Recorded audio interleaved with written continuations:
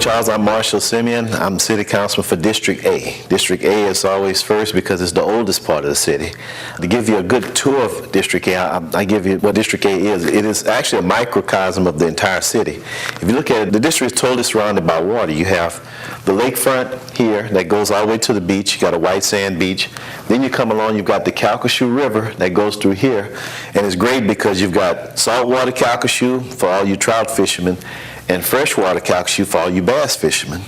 And then it turns up here into English Bayou, which is a nice peaceful cove if you want to take the children swimming. And then you turn into Cayuchiculi here, which is kind of the unknown waterway. So we have all this water. We have the oldest area in the city because we have the beach, which is Lake Charles. But we also have the historic district. We have part of the downtown. We have the Highway 171 corridor, which is the second busiest street in the city, and also Interstate 10, which is the first busiest street in the city. So you've got about 60,000 cars here a day, 30,000 cars here a day. You've got a huge population that's growing to the northern area, and you've got anybody from anywhere from California to Florida on a nonstop pass that's passing right through. So what we're trying to do in District A so far is we're in what I'm calling the largest redevelopment project in the history of our city. What we're doing is we've used our condemnation process to get rid of condemned buildings, unsafe buildings. You know, I was elected to the council in May of 2005, got sworn in July of 2005. By September of 2005, Hurricane Rita hit. Now, we've got some of the oldest housing stock in the city in District A, and we decided at that point that, you know, it's time to bring everything to a head. This is an opportunity out of this kind of devastation to do some pretty significant redevelopment. So what we've done is we've started the condemnation process. We've gone through, taken out a lot of the unsafe buildings, and as a result, we've got a lot of response from that from citizens who are actually now starting to build new homes, renovate homes, and you're getting a lot of development and reinvestment back into the community. Now, for years, we've always been putting in streets, pretty first-class streets with curb and gutter, trying to close ditches and everything. So we've got some nice streets that are in, and we still have a long ways to go, but we're getting there. But the one thing we needed to do is we don't have the services that you normally have in other parts of the city. For instance, if you want to go to a sit-down restaurant, you have to go outside the district.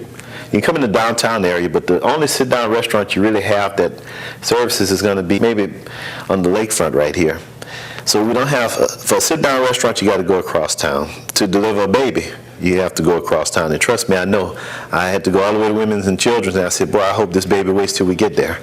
But you also have a pretty dense population because a lot of the homes are on 50-foot lots and you have a lot of density there. So how do you bring those services in?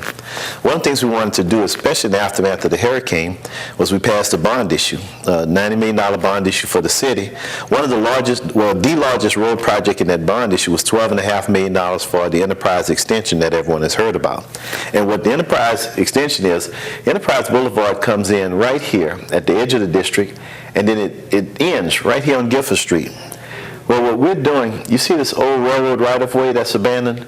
We're taking this railroad right-of-way, we've already acquired it, and we're putting a brand new 3-mile road in that's going to come in and connect here to Fitz and Ryder Road, and then connecting the Highway 171, which is Martin Luther King. What that does is you're connecting the second busiest road in the district to the busiest road in the district, and we're thinking that by doing that, you're going to not only bring traffic through here, but by opening up all of this waterfront here, we're also going to open up areas for development that's going to bring in the services that are much needed for this district. Now, the second thing that the parkway also does is, in this area here, there are old abandoned industrial sites. So you've got scrap metal yards, old tank farms, and everything else. By bringing this parkway through here, we're actually going to redevelop this area into something that's more user-friendly for the neighborhoods. The scrap metal yards are going to go. The industrial uses are going to, we've already rezoned it mixed use, so you're going to get some fairly high-end development on the waterfront that's going to serve the community. Now you can go to a restaurant, sit on the water, or you can get down to the waterfront instead of going through a scrap metal yard and catch your bass or your trout. One of the other things that we're doing, and probably nobody really understood how it all fit, but we have this area up in here at the end of Fitz and Ryder that used to be an old park. It used to be Fitz and Ryder Park, and there's a part that goes all the way out here to the end where the river curves around that used to be a clearing where people would hang out. Well, one of the bond issues was also to redevelop this park, and that is a project that we're starting probably within the next month or so. We're going to start sending out bids on. It's about a $2 million park, and if you've been to Prairie and Lake Park, you see what can happen when you really do an investment in the Waterfront Park. Well, this park becomes so important because as we talk about developing the riverfront here, a lot of people who live in the community, they can't get to the river because of the scrap metal yards, old industrial uses, so it really means nothing to them. This park is the best opportunity to get the community out to the river to start seeing the waterfront and appreciate what's going to happen. Once they get to the water and understand and see and appreciate the beauty of it, not only will you see more development and investment by people in their homes, but you're going to see a lot of excitement, and the mindset is going to change as to just how beautiful this area is. On a final note, the best thing about this entire area is that this area, District A, for the most part, is outside the 100-year floodplain, which means that if your worst rain that comes in 100 years, this place will not flood. It is the oldest part of the city for a reason, because usually when people come in and settle, they find the highest and driest land. That's what it is, and it is worth redeveloping.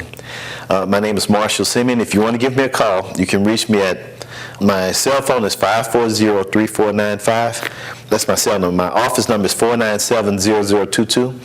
And my email address is Marshall, M-A-R-S-H-A-L-L, at SimienLaw, SIMIENLAW.com.